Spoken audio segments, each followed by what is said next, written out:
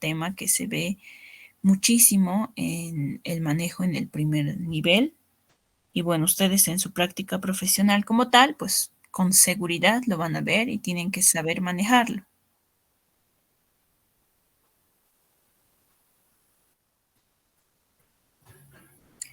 Bien, a los representantes, por favor, les pediría que puedan ayudarme con la asistencia. Pueden también ir anotando, registrando sus nombres en el chat de la reunión actual. Sí, doctora, en el transcurso de la teórica voy a mandar lo que es el link de asistencia para que ahí mis compañeros pongan sus nombres. Listo, muchísimas gracias, Kedi. Bien, se está viendo, ¿no? Se ve la pantalla.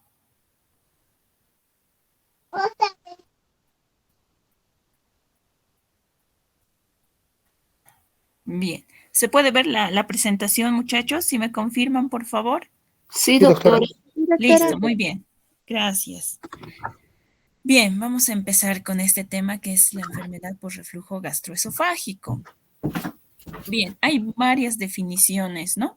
Pero una de las más valederas es la de Montreal, ¿no? Que dice que la enfermedad por reflujo gastroesofágico es una condición que se desarrolla cuando el reflujo del contenido gástrico va a causar síntomas molestos y o complicaciones, ¿no? Y el Colegio Americano de Gastroenterología va a completar esta definición añadiendo de que este material refluido puede no solo alcanzar y afectar al esófago, sino también a la cavidad oral y a las vías respiratorias. Bien, les pediría que sus micrófonos, por favor, se fijen si están apagados, porque ahí se escucha ahí un sonido.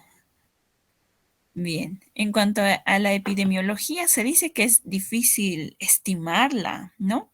¿Por qué? Por la misma clínica, ¿no? Considerando que el diagnóstico clínico es el principal, entonces es bien difícil estimar una prevalencia realmente definida, pero se dice que se está incrementando en las últimas décadas, especialmente en países desarrollados, a pesar del uso de inhibidores de bomba de protones. Entre los factores de riesgo están la herencia, el sobrepeso, la obesidad central, el tabaquismo, el consumo de alcohol, embarazo, ciertas cirugías bariátricas como la manga gástrica, ¿no? Existen otro tipo de condiciones que pueden favorecer, ¿no? El reflujo gastroesofágico, como es los fármacos, ¿no? Por eso es importante tener en cuenta qué fármacos consume el paciente, que pueden actuar con diferentes mecanismos, ¿no? Como por ejemplo la reducción de la presión del esfínter esofágico inferior. Entre esos están los AINES, agonistas beta-adrenérgicos, antagonistas alfa-adrenérgicos, anticolinérgicos, bloqueadores de los canales de calcio, nitritos, eh, estrógenos, progesterona, antidepresivos tricíclicos, básicamente los que pueden observar en la diapositiva, ¿no? El siguiente mecanismo es el daño de la mucosa esofágica, ¿no? Donde de igual forma están los AINES, la aspirina, sales de hierro, ¿no? Algunos antibióticos, quimioterápicos, ¿no? Y otros con alteración en el vaciamiento gástrico, como son los AINES y los bloqueadores de canales de calcio. Entonces, juega mucho, ¿no? Un papel importante el consumo de estos fármacos. Bien, hay que recordar que existen, ¿no? Lo que son las defensas y las ofensas esofágicas, ¿no? Un desequilibrio entre estos puede condicionar a la enfermedad, ¿no?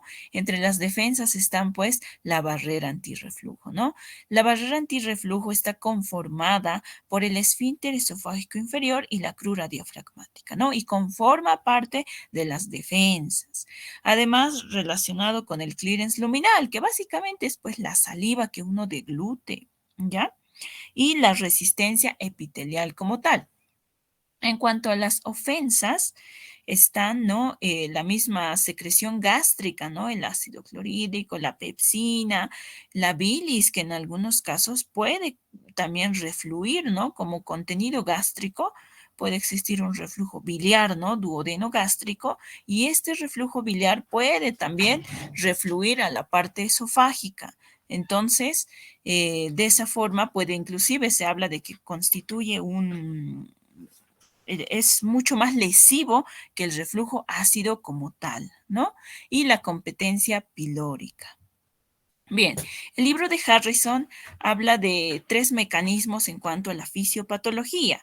Tenemos en las relajaciones transitorias del esfínter esofágico inferior, la hipotensión del mismo esfínter y la distorsión anatómica, ¿no? Pero también tenemos que considerar otro tipo de mecanismos, ¿no? Hablábamos de la incompetencia de los mecanismos antirreflujo a nivel del esfínter esofágico inferior. Tendríamos uno de los principales y más clásicos, ¿no? Como son las relajaciones transitorias del esfínter esofágico inferior, además del esfínter esofágico inferior hipotenso y otros factores anatómicos como los pliegues mucosos, el compromiso de la integridad del ángulo de His, ¿no? Alteraciones en el aclaramiento esofágico, lo que les decía, ¿no? Que está relacionado con la salivación o bien con la peristaltis esofágica, ¿no? Algunos trastornos motores, inclusive, que pueden estar ahí implicados. Y la composición y volumen del contenido gástrico. Se habla de lo que es el bolsillo ácido, que es pues básicamente cuando uno consume alimentos, ¿no? Y puede sentir plenitud, ¿no? Y hay un sobrenadante ácido y ese sobrenadante ácido es lo que se denomina bolsillo ácido, ¿no? Que puede condicionar pues al reflujo ese bolsillo ácido y bueno, la composición como tal del contenido gástrico que hablábamos, ¿no? Anteriormente, que podría ser pepsina como tal o bilis, ¿no? En algunos casos. Bien, alteraciones en la resistencia de la mucosa con, hablando ya más de la barrera, ¿no? La barrera preepitelial, el epitelio como tal y la defensa postepitelial, ¿no?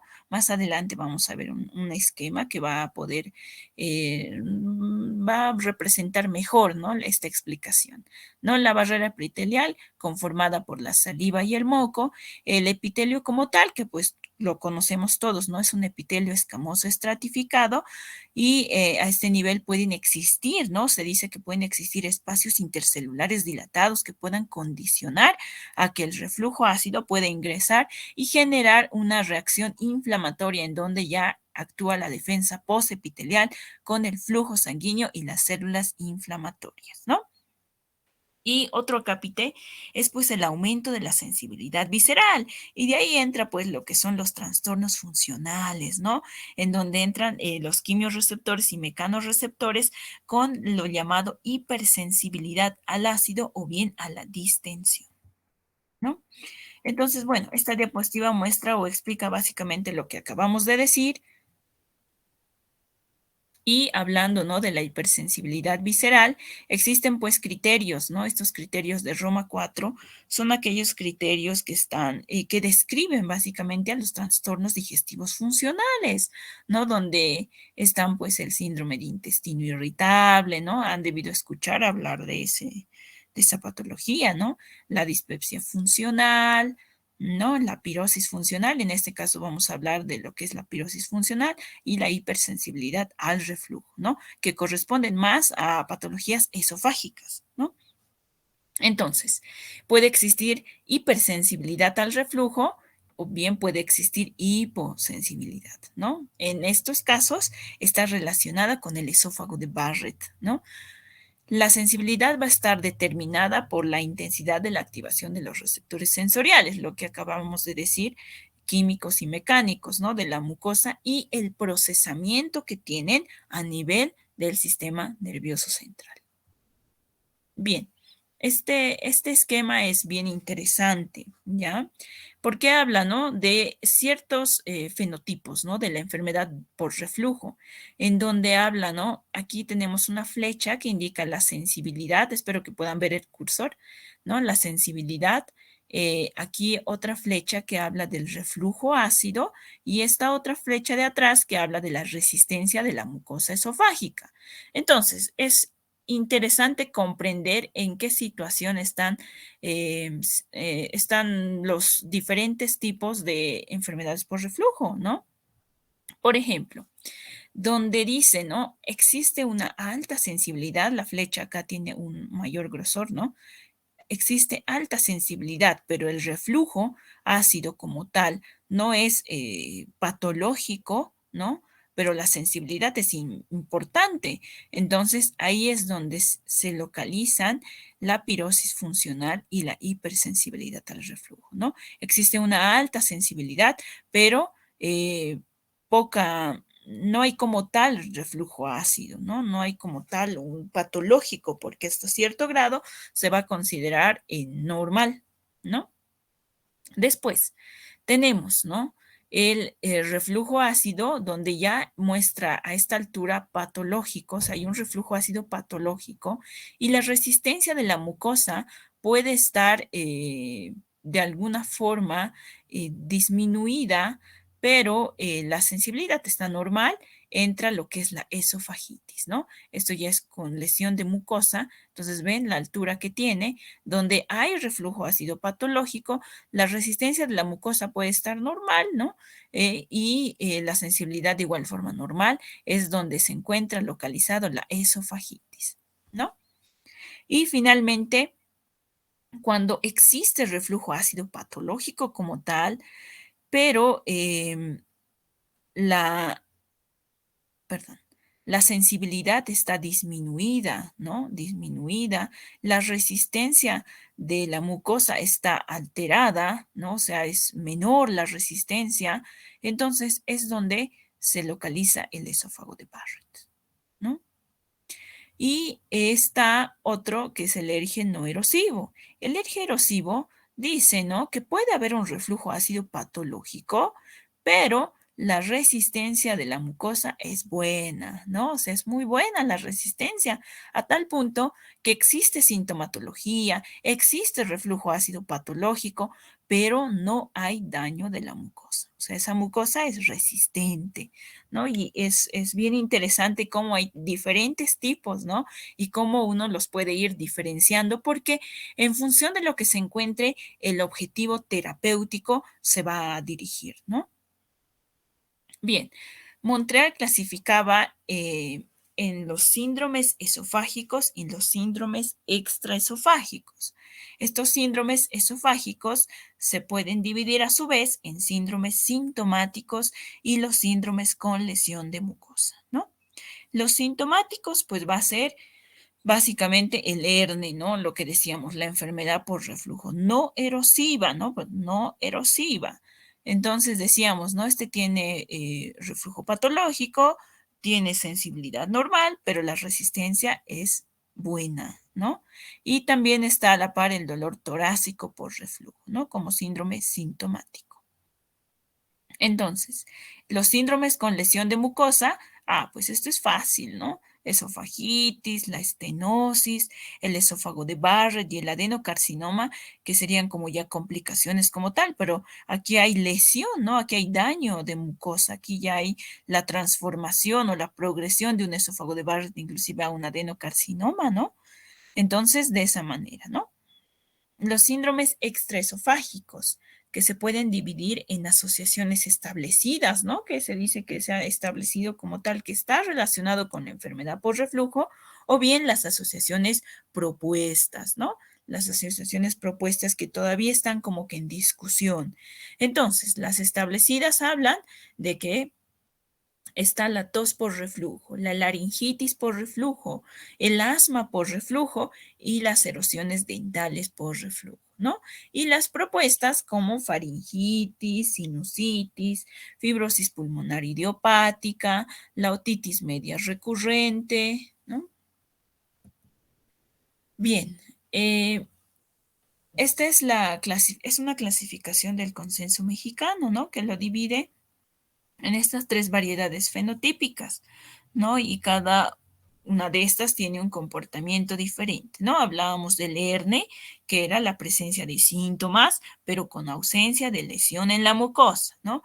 El ERGE erosivo, en donde ya se evidencia daño en la mucosa, como la esofagitis, por ejemplo, ¿no? Y el esófago de Barrett, que básicamente es la presencia de metaplasia intestinal. Bien, Clínicamente está descrito el síndrome típico, ¿no? Que se caracteriza por la sensación de pirosis retroesternal que puede estar asociada o no a regurgitación, ¿no? Esta pirosis va a describirse como una sensación de ardor retroesternal, ¿no? Y que, bueno, existen factores que puedan favorecer la pirosis o la regurgitación, como ser alimentos grasos, ricos en santinas como café, té o cacao, bebidas cítricas y carbonatadas, alcohol, tabaco, ropa ajustada, el agacharse, ¿no? Que puede condicionar al incremento de la presión intraabdominal, la obesidad central o bien el acostarse después de comer, ¿no? Y estas características o estos factores pues están relacionados con las indicaciones o las recomendaciones en cuanto al tratamiento no farmacológico, ¿no? Que más adelante lo vamos a hablar. Bien, este esquema habla del mecanismo de la producción de la pirosis, ¿no? Entonces hablábamos más antes, ¿no? De la barrera como tal, ¿no? En donde existe, ¿no? El reflujo, la pepsina, el ácido clorhídrico, el contenido gástrico como tal, ¿no? Que ingresa a través de los espacios intercelulares dilatados, ¿no? Perdón, a este nivel es, ¿no? La pepsina va a ingresar a través de los espacios intercelulares dilatados y va a condicionar una reacción inflamatoria, ¿no? En donde se van a terminales nerviosas aferentes, originándose así la sensación consciente de pirosis retroesternal, ¿no? Esto, ¿no? Va hacia la médula espinal y es procesado, ¿no? Por el sistema nervioso central. Bien. Clínicamente está también el dolor torácico por reflujo, ¿no? Entonces, de causa esofágica, ¿no? No cardiogénica. Entonces,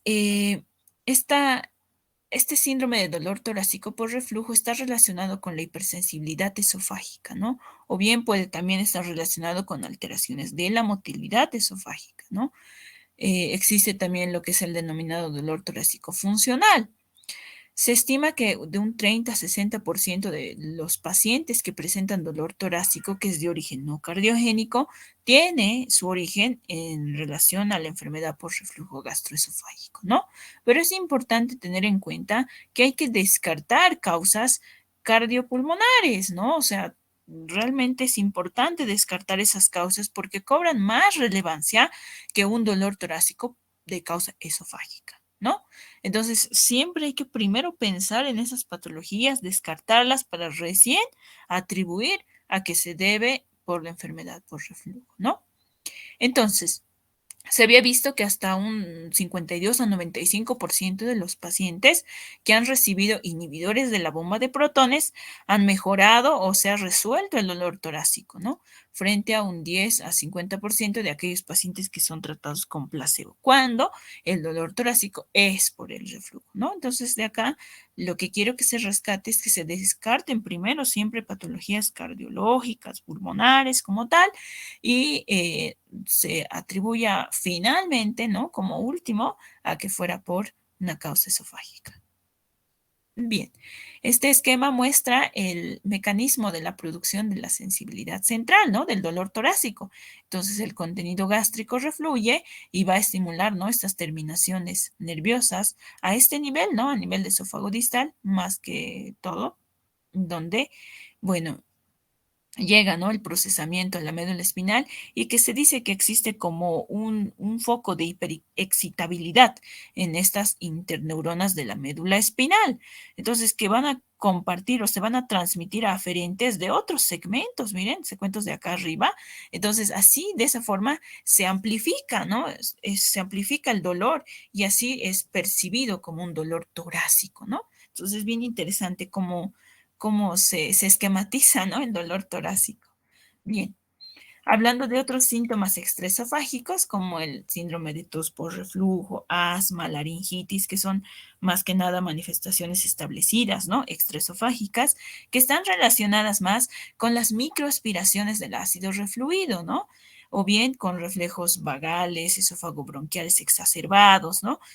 Y bueno, entonces, existen también otras entidades que ya habíamos mencionado antes, ¿no? Erosiones dentales y las asociaciones propuestas, ¿no? La faringitis, sinusitis, fibrosis pulmonar, otitis media.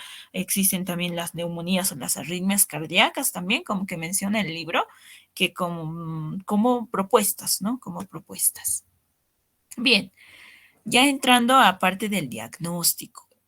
Esta parte es importante, ¿no?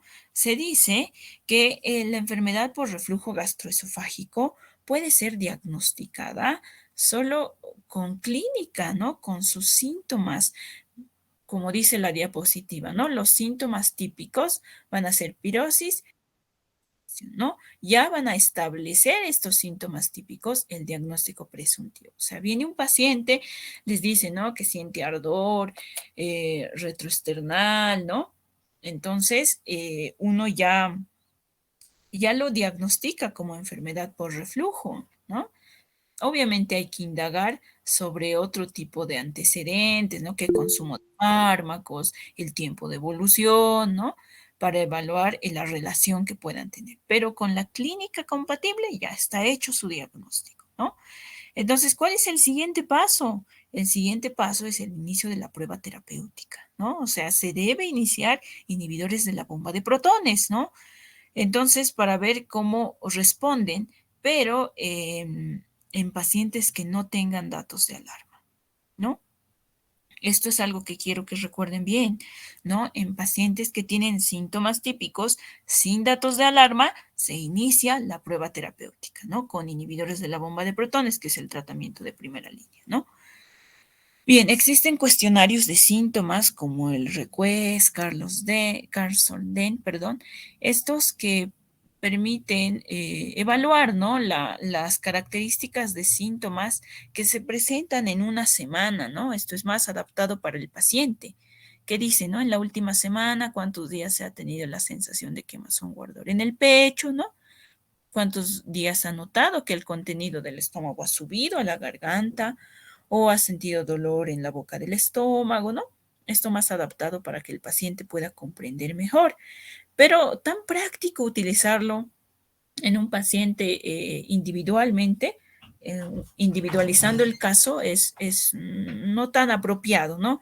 Estos cuestionarios se utilizan más en estudios de grandes poblaciones, ¿no? Ensayos clínicos. Entonces es más apropiado el uso de estos cuestionarios en esos casos y no tanto para el paciente individualmente, ¿no? Bien, el papel de la endoscopía, ¿no? Aquí ya la endoscopía va a ser útil para la detección de las complicaciones como tal, como la esofagitis, la estenosis, el esófago de Barrett o bien el adenocarcinoma, ¿no? Pero, ¿en qué caso se debe pedir? Porque habíamos dicho, ¿no? En todo paciente que tiene sintomatología típica, el siguiente paso es el inicio del tratamiento. Claro que no tenga síntomas de alarma. Entonces, la endoscopía es indicada en aquellos pacientes que tienen síntomas de alarma. Por ejemplo, ¿no? Aquí habla, ¿no? Signos o síntomas de alarma. Disfagia, hemorragia, anemia, pérdida de peso o vómitos recidivantes. O bien aquellos pacientes que no respondan al tratamiento convencional y se deba evaluar otros diagnósticos diferenciales, ¿no? Entonces, eso es lo que quiero que comprendan bien, ¿no? La endoscopía en estos casos se debe solicitar en aquellos que tienen síntomas o signos de alarma, o bien que no tengan respuesta al tratamiento y uno tenga que buscar diagnósticos diferenciales, ¿no? Bien, entonces hay dos clasificaciones endoscópicas, ¿no? Que son clásicas, ¿no? Pero la más conocida es la clasificación de Los Ángeles, ¿no? Está también la clasificación de Savary-Miller, ¿no? Pero esta casi no es tan utilizada y es un poco más larga, ¿no? Que de Los Ángeles. Entonces, Los Ángeles es una clasificación sencilla, ¿ya? En donde habla que existen 4 grados, ¿no? Un grado A, un grado B, un grado C y un grado D. En donde el grado A habla de lesiones o erosiones, ¿no? Que son menores de 5 milímetros, ¿no? O sea, casi no visibles. prácticamente. El grado B va a haber lesiones que ya superan los 5 milímetros, pero no hay continuidad de pliegues mucosos, ¿no? Entonces aquí ya son más grandes las lesiones, pero no hay continuidad. Estas líneas blanquecinas que ven son los pliegues, ¿no? Los pliegues mucosos. Y el C dice que ya hay una lesión en mucosa mayor de 5 milímetros que tiene continuidad entre los pliegues mucosos. Por eso es que se la ve así, ¿no? Continuando un pliegue mucoso acá, ¿no? Pero que no va a afectar toda la circunferencia del esófago. Se dice que afecta menos del 75%. Y finalmente el grado D, que va a afectar toda la circunferencia, prácticamente, ¿no? O superando más allá del 75%. Bien, existen nuevas tecnologías, ¿no? Como por ejemplo, está la endoscopía de magnificación, ¿no? En donde se observan detalles a veces microscópicos prácticamente, ¿no? La cromoendoscopía electrónica, el ISCAN, la endomicroscopía con focal láser, que son quizás estudios tal vez no tan disponibles en nuestro medio, pero se dice que permiten identificar microerosiones o bien alteraciones en el patrón vascular, esto hablando de endoscopía, ¿no? Sobre todo en pacientes que son a veces catalogados como ergeno erosivo, ¿no? Como la endoscopía convencional no puede mostrar, ¿no? No puede mostrar tal vez lesiones, pero estos estudios ya más, mucho más detallados, ¿no? Pueden identificar pequeñas lesiones, ¿no? Bien, la toma de biopsias, ¿no? La toma de biopsias solo se limita a ciertos casos también, ¿no? En aquellos pacientes que tengan disfagia o impactación alimentaria y más si va a existir un contexto de comorbilidad atópica. ¿Y a qué se refiere, no? Con eso, comorbilidad atópica está más relacionado a un cuadro de alergia, ¿no? De alergia. Perdón, muchachos, voy a un rato interrumpir para poder eh, aceptar a sus compañeros, aunque ya es un poco tarde. Bien,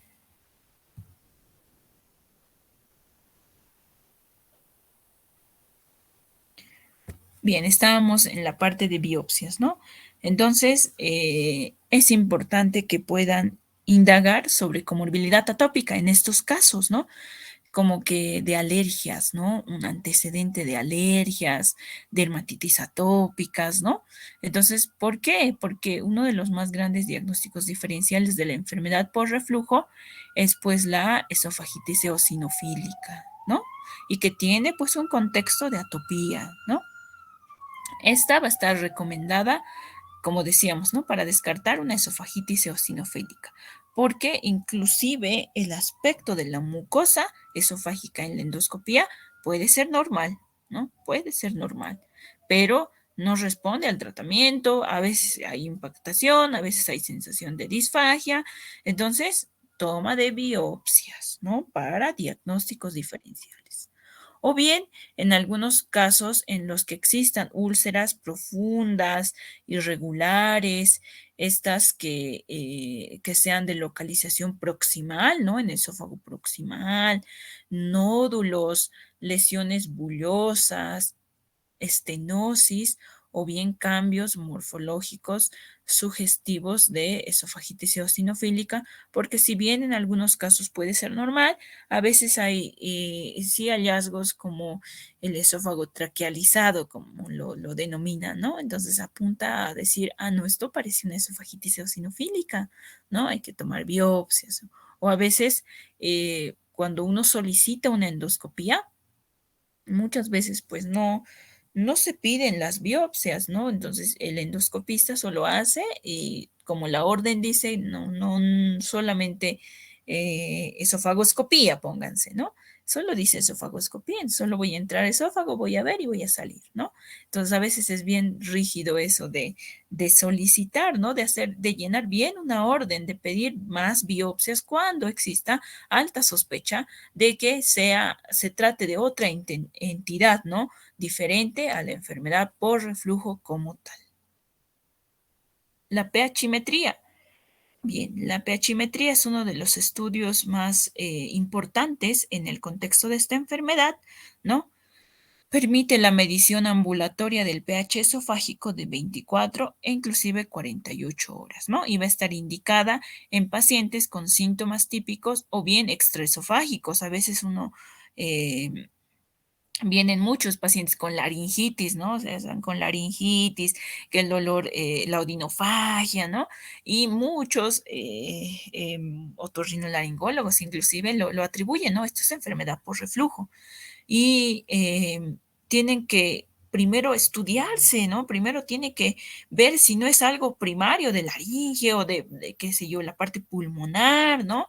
De cavidad bucal, ¿no? Entonces, cosa de que no se atribuya en primera instancia a la enfermedad por reflujo, sino que se haya estudiado y recién cuando se haya descartado que no sea algo primario, se catalogue como una manifestación extraesofágica, ¿no? Bien aquellos pacientes que tienen endoscopía negativa, o sea, dice endoscopía normal, no respondedores al tratamiento, igual se pueden realizar estudios de pHimetría, ¿no? Para confirmar, dice, ¿no? La presencia de un reflujo patológico en pacientes con cirugía antirreflujo, ¿no? Entonces, a veces puede encontrarse, ¿no? Una enfermedad por reflujo no erosiva, ¿no? Está normal, ¿no? La endoscopía es negativa y no, pero que ellos quieren confirmar, sobre todo si es un paciente candidato a cirugía, alguien que tal vez es joven y tiene compromiso de su estilo de vida, dice, no, esto no ha respondido a tratamiento bien, es joven, hay compromiso de su estilo de vida, entonces este es candidato para cirugía, ¿no? Entonces, se solicitan estos estudios para confirmarlo, ¿no? Más cuando no hay evidencia de lesión en la mucosa, ¿no? Y se recomienda obviamente la suspensión de al menos 7 días como mínimo de los inhibidores de la bomba de protones. Esto no solo aplica para la pHimetría, sino también para la endoscopía, ¿no? Porque durante el procedimiento endoscópico uno puede ver, ¿no? Las características como que el uso de los inhibidores de la bomba de protones no confieren una buena visibilidad, ¿no? Y pueden tapar o cubrir lesiones sospechosas, ¿no? Entonces, por eso es que se recomienda la suspensión por lo menos de 14 días, ¿no? De los inhibidores de la bomba de protones. Bien, el sistema Bravo. Este es un sistema inalámbrico llamado la cápsula Bravo, ¿no? Esta tiene mayor sensibilidad para detectar el reflujo ácido, dice, ¿no? Y establecer la asociación de síntomas con los episodios de reflujo. Este sistema Bravo es mucho más cómodo que la pHimetría convencional, pero es no tan disponible, ¿no? Es una cápsula que se introduce y se localiza a nivel del esfínter esofágico inferior bueno, es cómoda porque no tiene que estar con los electrodos ahí saliendo por la nariz, ¿no? Y estar 24 hasta 48 horas con el dispositivo es realmente incómodo. Entonces, este sistema es mucho más cómodo para el paciente, pero lamentablemente no es tan disponible, ¿no? Y esto de la asociación de síntomas, o sea, ¿a qué se debe esto, no? Se dice que la asociación de síntomas es cuando a un paciente se le provoca, ¿no? Se le provoca los episodios de reflujo. Se le pueden dar alimentos como Coca-Cola, ¿no? Café, ¿no? Comida así bien copiosa. Entonces, cosa de que se induce a un episodio de reflujo y estos pacientes tienen que pulsar un tipo de botón, ¿no? Por así decirlo, para ver, ¿no? Estoy sintiendo ahora las molestias y ese momento se tiene que ver si está asociado con un reflujo patológico como tal, cuando se haga ya la interpretación de los resultados, ¿no? De toda la monitorización que ha hecho la pHimetría o bien el sistema Bravo. Entonces, de esa forma está lo que es la asociación de síntomas, también denominada, ¿no? La impedanciometría. Este estudio de impedanciometría lo que permite ver es más el reflujo no ácido, ¿no? ¿Y cuál sería pues el reflujo no ácido, ¿no? El reflujo no ácido es más relacionado al reflujo biliar, ¿no? Este reflujo biliar es alcalino, ustedes saben, ¿no?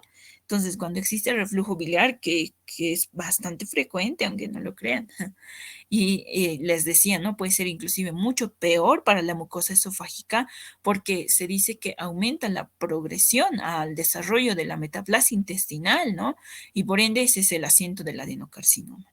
Entonces, la impedanciometría permite evaluar, ¿no? Permite evaluar el reflujo no ácido y está indicada más en los casos de alergia refractaria. Más adelante vamos a hablar del alergia refractario, ¿no? Entonces, papel, reflujo no ácido, ¿no? Síntomas persistentes, no respondedores, ¿no? Alergia refractaria. Bien, entonces esto del índice de síntomas es lo que ya les había comentado hace un momento. Esto también sirve mucho para evaluar los criterios de Roma, lo que les decía, ¿no?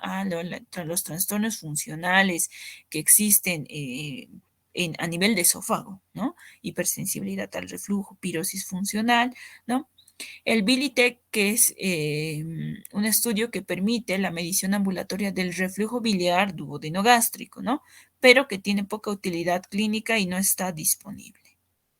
Otras tecnologías, impedancia de la mucosa, determinación de pepsina salival, la medición del pH faríngeo, ¿no? Faringio e hipofaringio, ¿no? Entonces son quizás estudios un poco más complejos y que tampoco están tan disponibles, ¿no? La manometría de alta resolución. Bien, la manometría de alta resolución va a ser útil para la detección de anomalías de la motilidad, ¿no? Que pueden estar asociados a la enfermedad por reflujo, porque la pirosis y el dolor torácico también son síntomas de los trastornos motores esofágicos, ¿no? Para la monitorización del pH por impedanciometría también se puede utilizar, ¿no? O sea, que uno quiere ubicar la localización del esfínter esofágico inferior exacta, entonces también se utilizan los estudios de manometría, ¿no? Y que también es un criterio o un estudio necesario, o sea, es realmente como que sin este estudio no se puede operar, ¿no? O sea, es algo muy necesario para la cirugía antirreflujo porque puede evaluar la motilidad, ¿no? Por ejemplo, si existe falta de contractilidad en el cuerpo esofágico, está considerado inclusive como una contraindicación para la cirugía antirreflujo, ¿no? Tratamiento. Bien, hablando del tratamiento ya como tal, depende mucho del objetivo, ¿no? De qué estás buscando con tu tratamiento, o sea, frente a qué te estás, frente a qué estás, ¿no?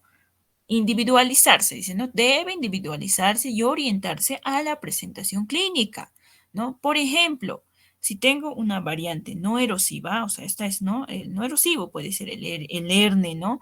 El ERGE no erosivo, puede ser las funcionales, ¿no? No hay lesión de mucosa. Entonces, lo que uno quiere buscar con su tratamiento va a ser solo control de síntomas, ¿no? Control de síntomas a la mínima dosis de tratamiento farmacológico.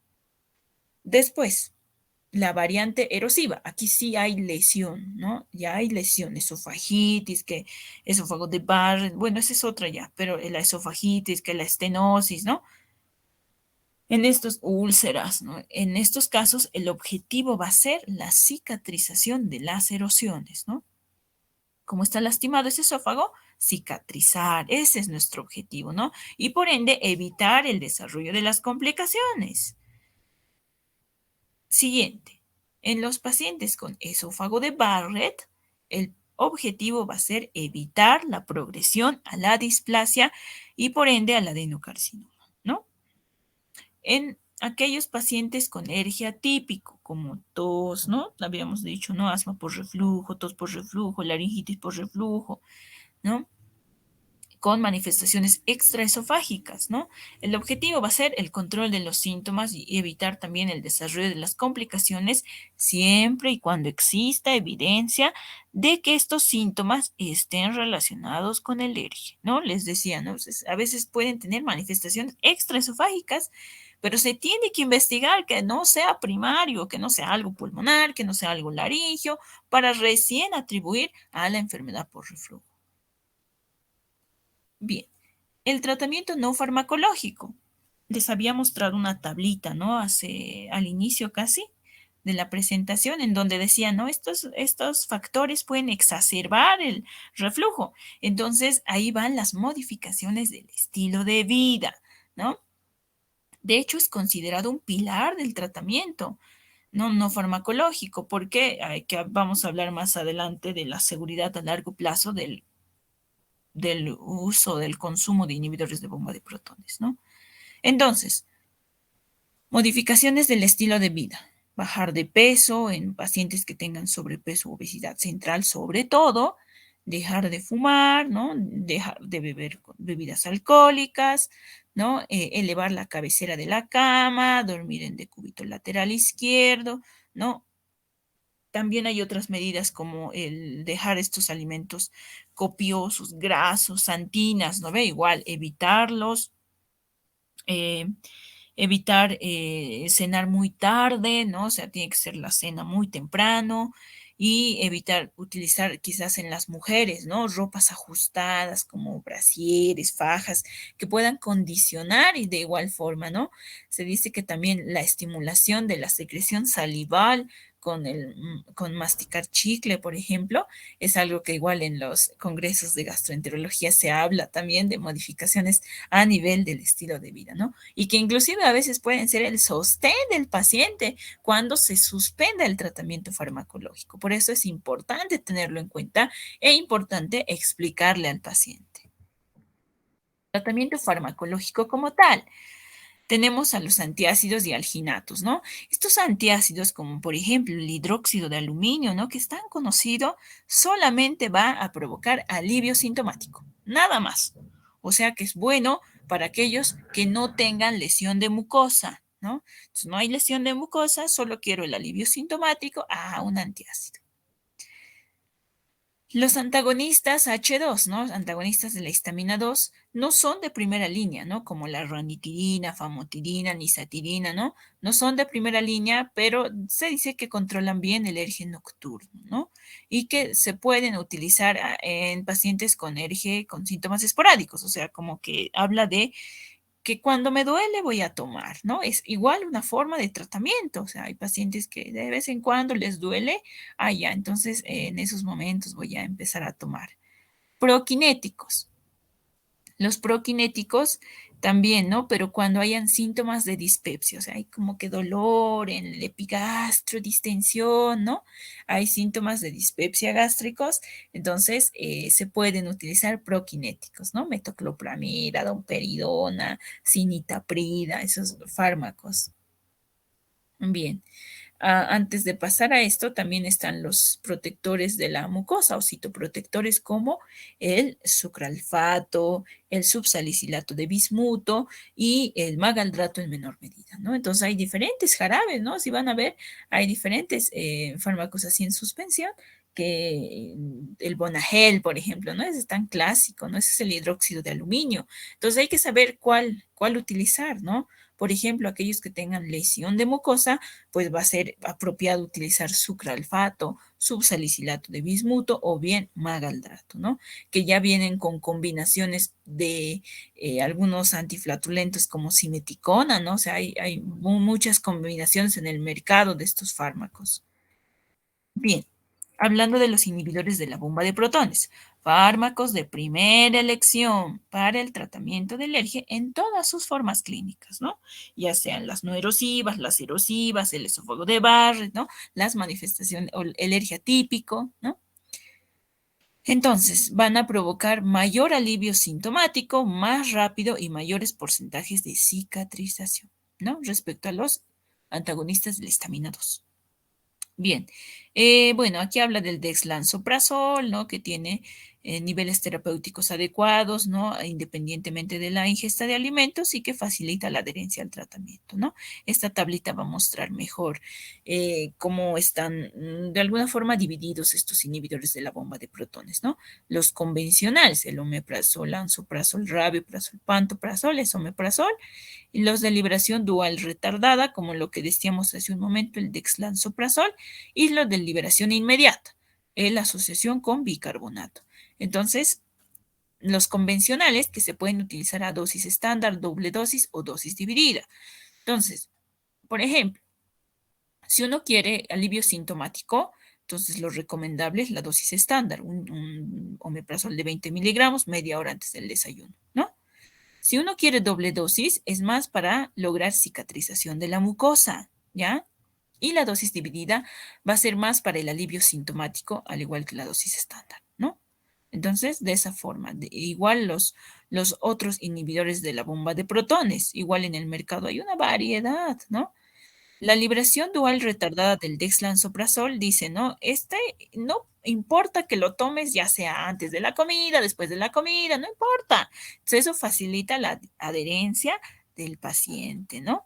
Al tratamiento, porque hay muchos pacientes que les tienen miedo, pues, ¿no? A veces por información, por mala información. Liberación inmediata, quiere decir, el paciente está con mucho dolor ahorita, sí, le está ardiendo, así, ¿no? Entonces, no, tiene que ser asociación con bicarbonato para que la acción sea rápida, ¿no?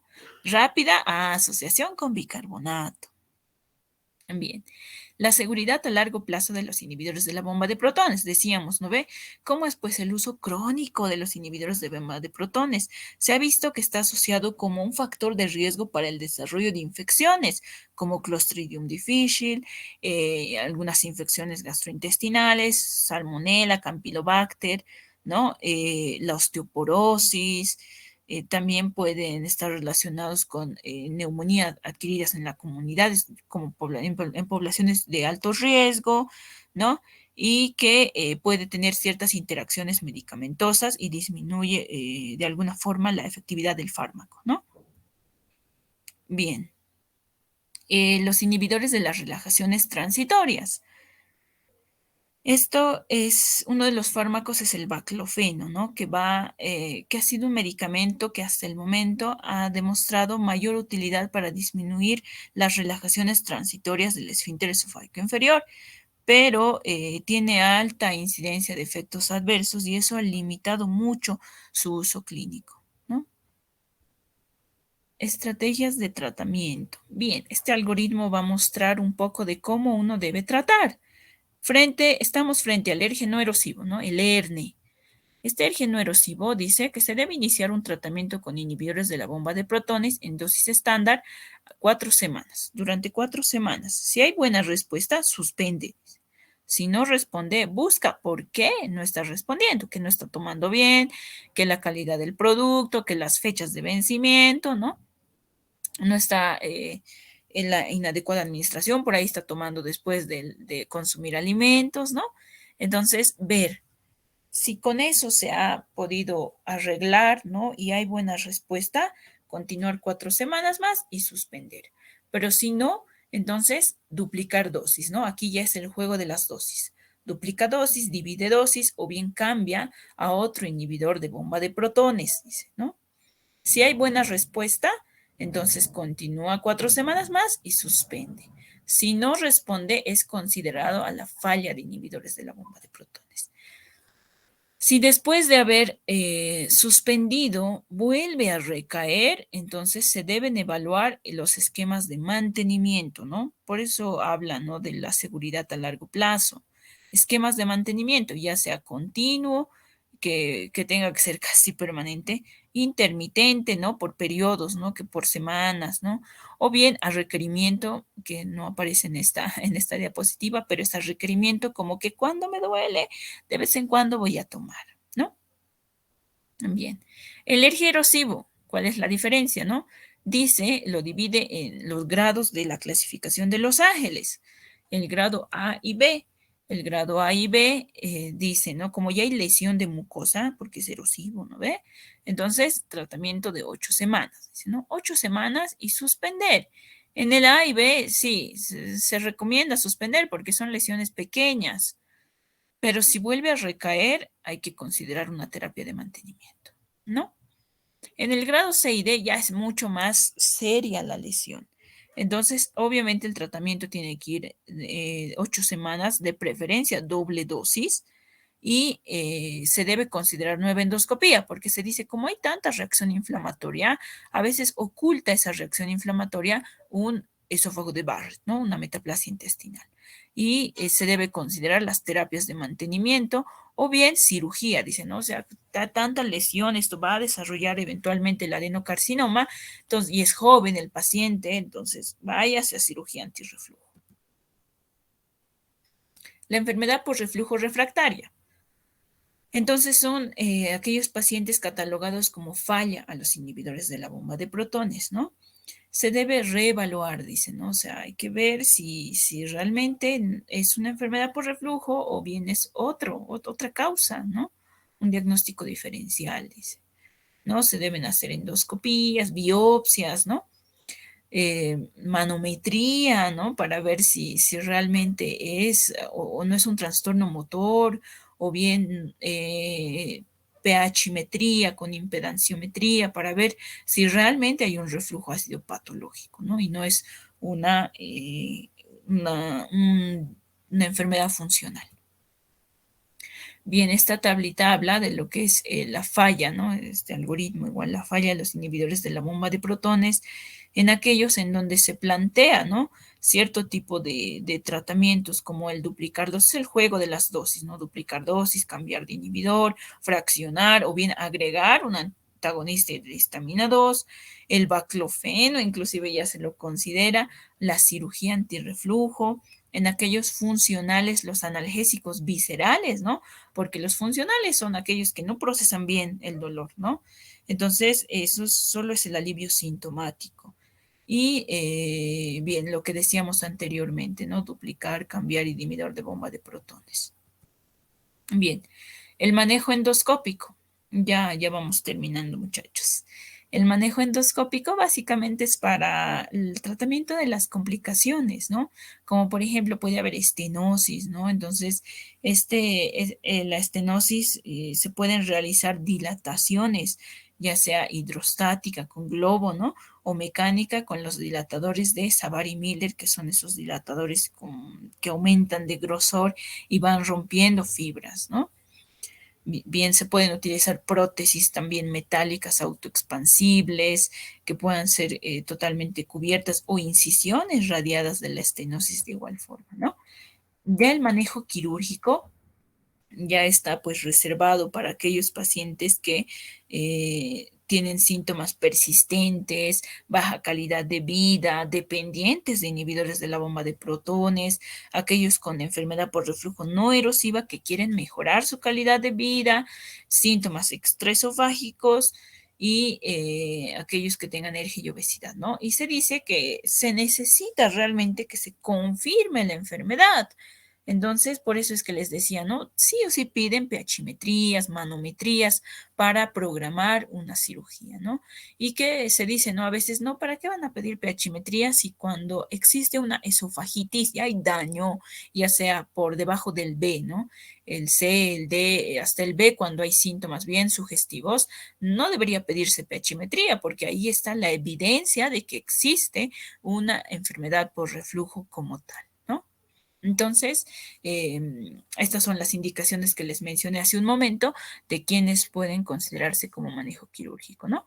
Y básicamente, pues es la funduplicatura, ¿no? La funduplicatura que puede ser total o parcial, ¿no? En donde se levanta el fondo gástrico y tratan de reforzar, ¿no? El esfínter esofágico inferior. Y finalmente, las complicaciones. Las complicaciones ya, esto es algo muy corto, ¿no? Está el esófago de Barrett. El esófago de Barrett se define, ¿no? Como al menos 1 centímetro de epitelio de metaplasia intestinal, ¿no?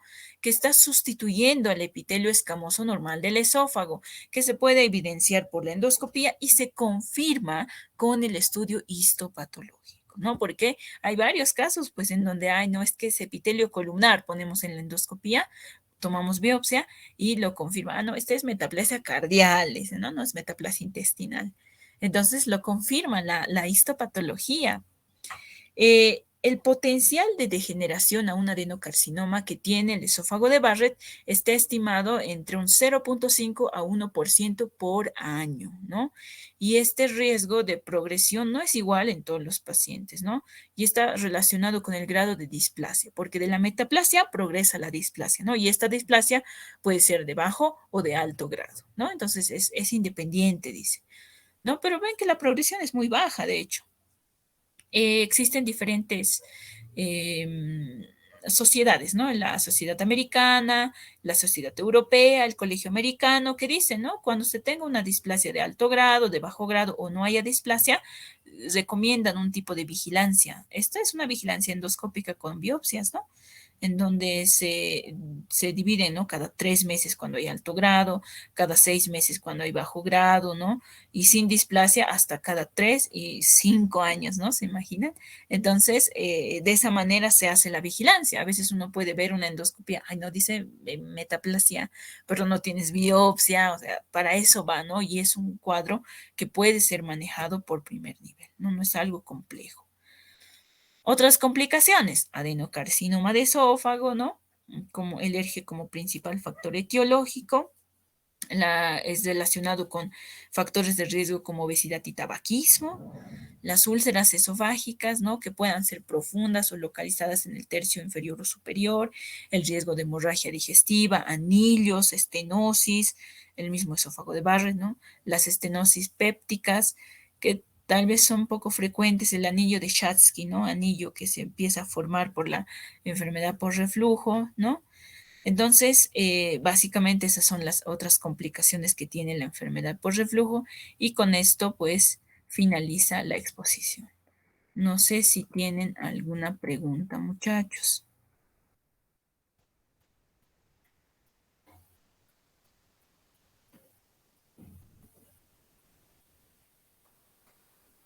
Bien, ¿será que tenemos ya registrado Kedi? ¿Sí? Nuestra asistencia. Sí, doctora, enseguida lo voy a pasar Muy por bien. WhatsApp. Francisco. Ya, muy bien, muchachos. Si nadie tiene preguntas, vamos a culminar para que puedan disfrutar el resto de feriado que les queda. Y bueno, pues vamos a estar publicando igual la siguiente teórica que me corresponda, ¿no?